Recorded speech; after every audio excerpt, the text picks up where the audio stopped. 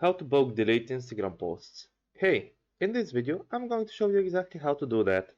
It's a very simple method. All you need to do is open up Instagram, and when you go to your profile you see your posts around them below, right? Well, let's say that you have several posts that you want to remove. May they be involving people that you don't like anymore, or you just want to clean up your Instagram. Doesn't matter, you want to delete several posts at the same time.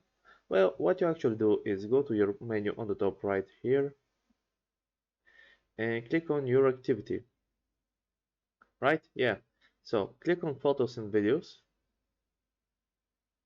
and select posts. So here are all the posts that you've created. You can sort them by whatever you want. Let's say we want to sort them by oldest and newest. Apply. And now all you need to do is select them just by holding onto them. And you see on the bottom right here it says delete. If we select delete, it will delete all of these posts at the same time. And that's how you bulk delete posts on Instagram all at once. Well, hope this helped. If it did, leave a like and subscribe, and see you next time.